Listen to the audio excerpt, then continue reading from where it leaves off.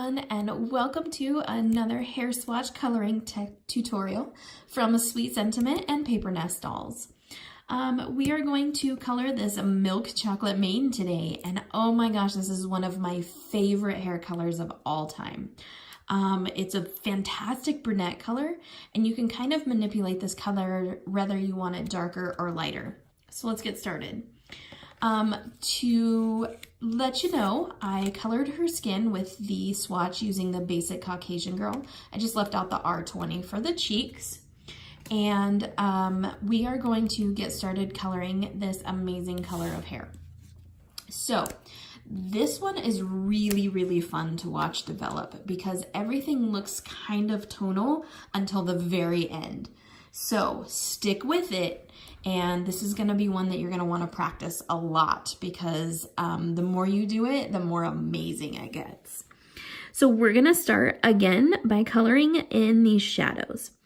I absolutely cannot be more thrilled about this hair color. I think it is so beautiful and so versatile. So hopefully you will really love it as much as I do. I'm coloring in these behind her ears, and then I'm going to start by coloring in the part in her hair on her fringe. And again, always make sure you're following those artist drawn lines. That's the most important thing, because if you're not, your eye is going to catch that and it's going to be like, whoa, something's wrong, something's not quite right. So I'm definitely going to follow the lines that the artist drew. I'm not an artist, so I'm going to trust that they know what they're doing. Then I know that this bun is going to leave a shadow under her head, so I'm going to shadow underneath the hair from that bun. And I'm holding really close to my nib because I want really fine brush strokes. And so the more control that I want on my marker, the closer to the nib I'm going to hold it.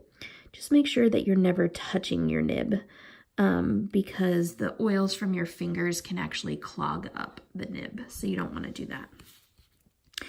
Then I'm going to go ahead and kind of trace the outline of her fringe, and I'm going to add some little strands of hair going back because her fringe is in front of her head, so it's going to cast a shadow. And I try to leave these in different spots so it doesn't look like it's one solid line. Like that. I'm going to do the same thing on this side. Now, some people like to make these little brush strokes towards their body, like this. And some people like to do it away from their body. It's really whatever you're comfortable with. Just always remember to rotate your paper so that your wrist is nice and comfortable. If you're trying to color like in some funky angle, you're not going to get nice, smooth brush strokes, and you're not going to be able to get these tiny like hairs. So you want to pay attention to doing that. So I'm going to come up the side of her bun here, because where this connects to her head, I know is going to be in shadow. Now, if you want her hair to be darker brunette, then by all means make the shadow a little bit thicker. If you want it to be lighter, then make the shadow a little bit thinner.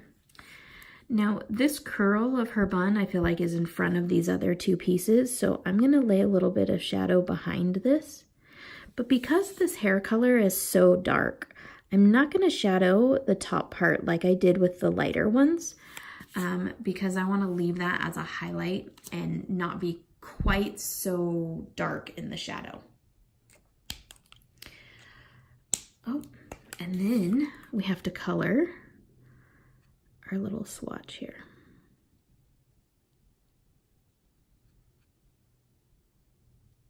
Okay, so I color that back line. So I have a place to start from, and then I just expand from there using the same kind of brush stroke technique, but I'm not holding so close to my nib, so you notice I'm getting much thicker brush strokes.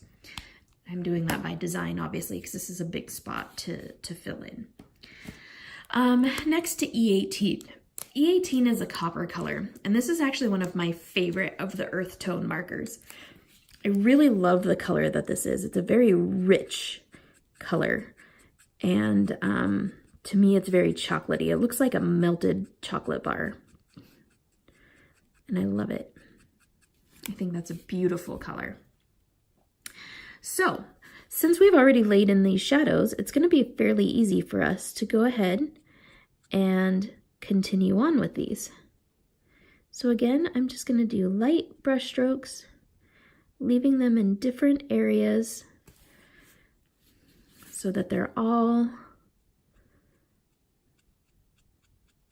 kind of different lengths.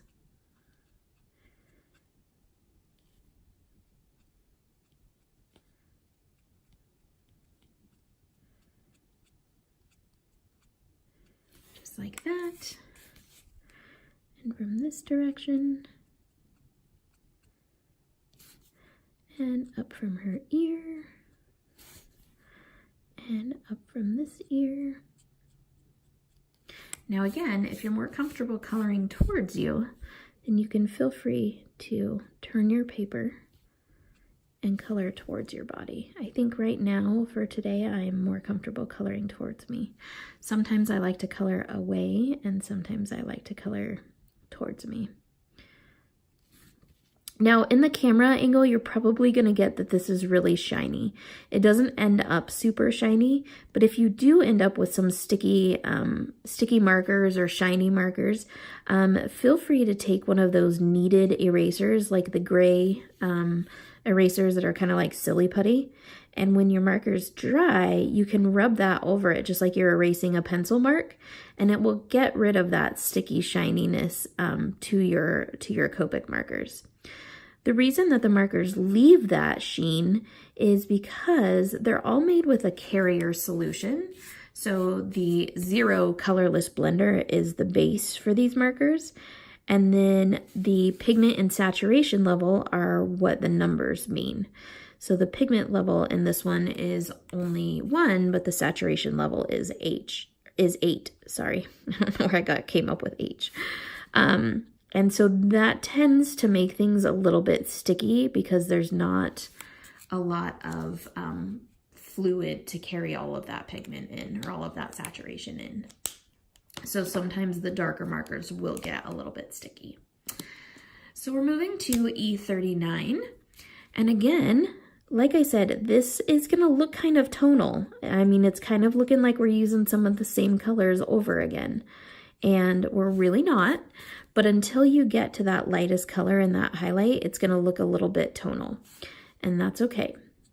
That's why I love watching this one develop. This is such a pretty hair color to watch develop. And notice I'm still leaving white spots, even though I'm down there in that shadow. I'm still leaving some white spots and letting this breathe a little bit. You definitely want to let these breathe and not try to color everything in like so thickly, because you want to be able to make sure you have room for those highlights.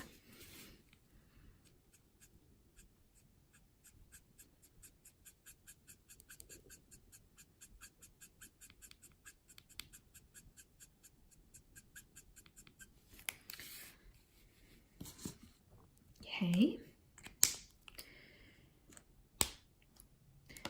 Now we're going to go to E17. We're almost there. And again, this is going to look a little bit tonal until we wash it out at the end with that E13. Okay. So you want to just go slightly across the highlights here and start to close that gap, especially in the shadow. But you still want to be able to let it breathe. So notice I'm doing some quick little lines across here, quick little brush strokes across the shadow, but I'm still leaving white space so that it breathes a little.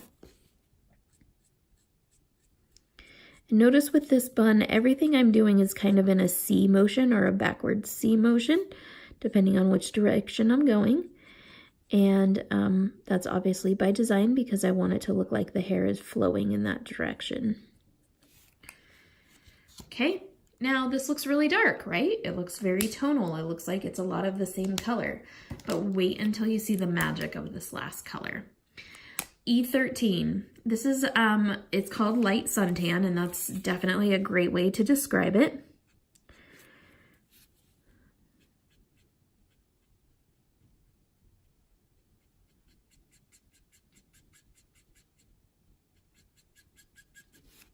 It looks like I drug my ring across there. Sorry. Now see, I'm holding this a little bit further back from the nib and letting that brush be a little bit thicker because I want to fill in that highlight. I'm not going over this so many times that I wash out all of the work that I've done for the texture that I've created, but I'm definitely filling in those white lines, those white areas.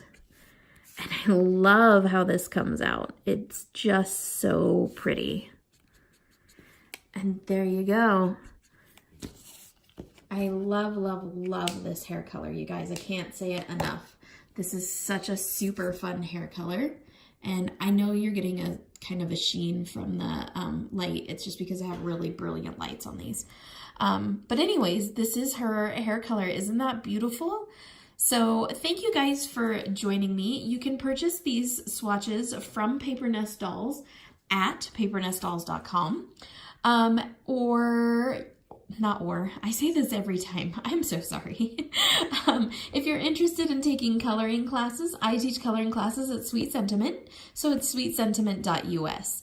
Thank you guys so much for joining me today and coloring these swatches. I think that they are absolutely adorable and they're such a handy little tool to have with you in your craft room that you can reference. So thank you guys so much. I hope you have a wonderful afternoon. Toodles!